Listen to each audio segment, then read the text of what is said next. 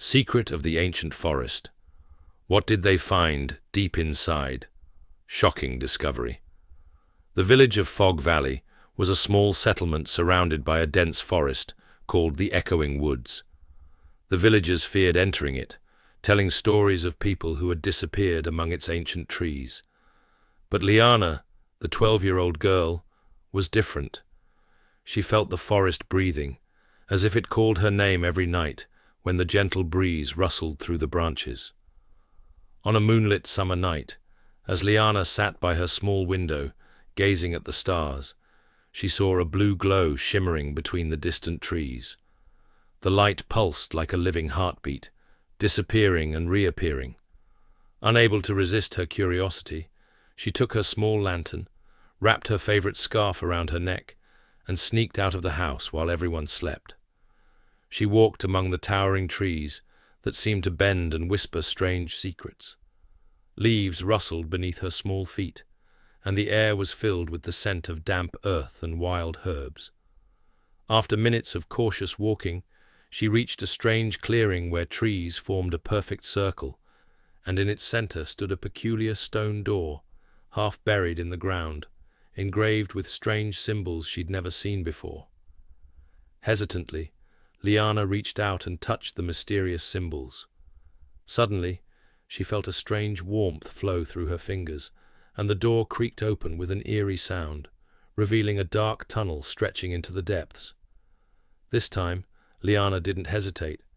She took her first step inside.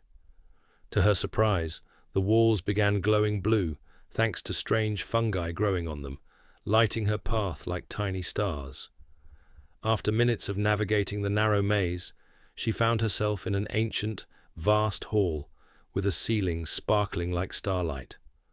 The hall was filled with old wooden shelves containing strange-looking books and maps drawn on animal hides. At the center, on a white marble pedestal, floated a crystal-clear orb without any visible support, inside which showed an image of a forest raining gold. "This can't be real," Liana whispered as she approached the mysterious orb. But before she could touch it, she heard a faint whisper coming from all directions simultaneously. "Liana, we've been waiting for you." The girl trembled with fear, feeling as if countless eyes watched her from the darkness.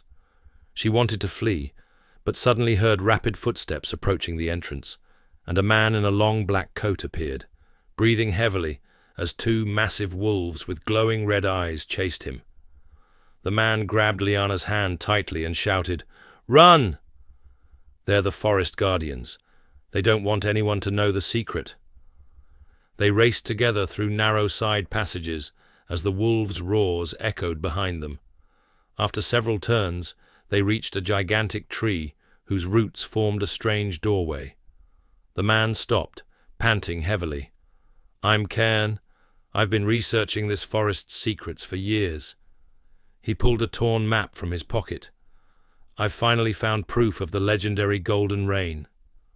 But before he could finish, shadowy smoke-like creatures emerged from the darkness, wielding glowing misty blue swords.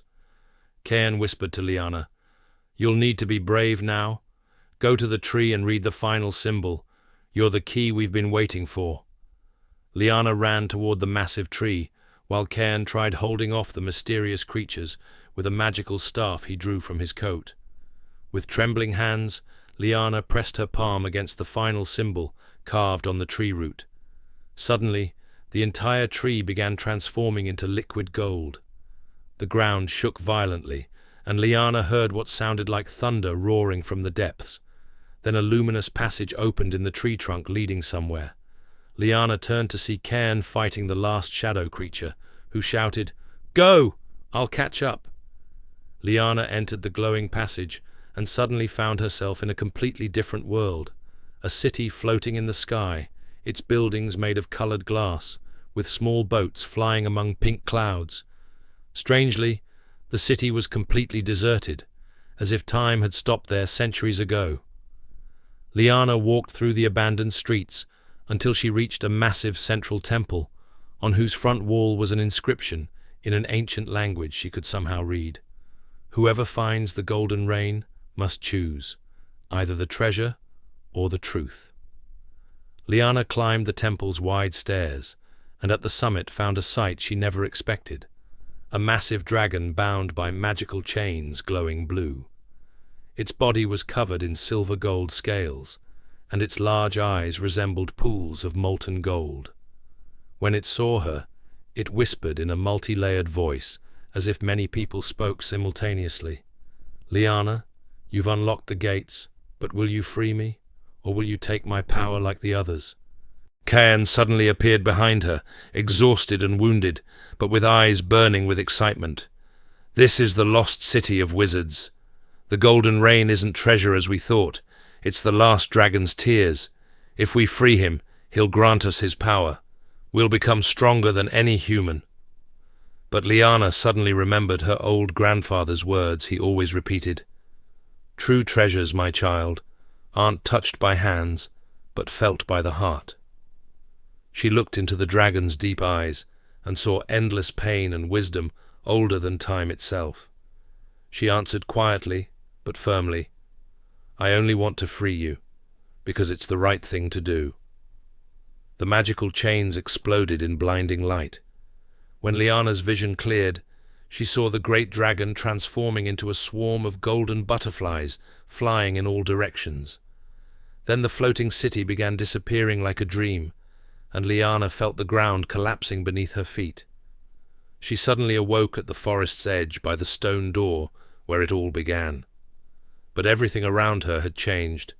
The trees were greener, wildflowers bloomed in colors she'd never seen before.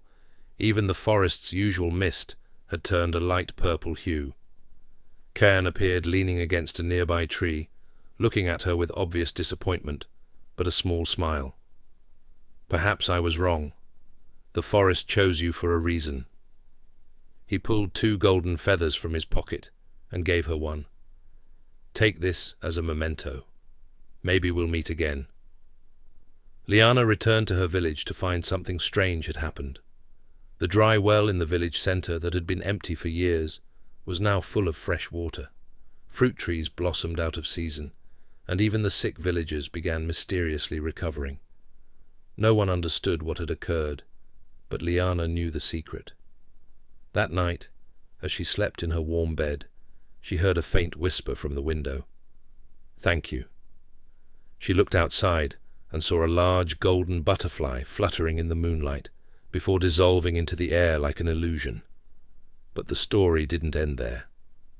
The next morning, as Liana walked along the forest's edge, she noticed the stone door had reappeared, this time wide open, as if inviting her to a new adventure. In the distance, she heard a wolf howling and what sounded like Cairn's faint laughter. As the sun rose over Fog Valley, Liana resolved to explore more of the forest's secrets. But this time, she'd be prepared. She clutched the golden feather Cairn had given her, feeling strange warmth flowing from it into her hand, as if it held a power she never knew existed. That day, Liana began to understand that the forest wasn't just trees and plants, but a living being with its own consciousness and secrets. And perhaps, just perhaps, she was the chosen one meant to uncover and protect all its mysteries. But that is another story.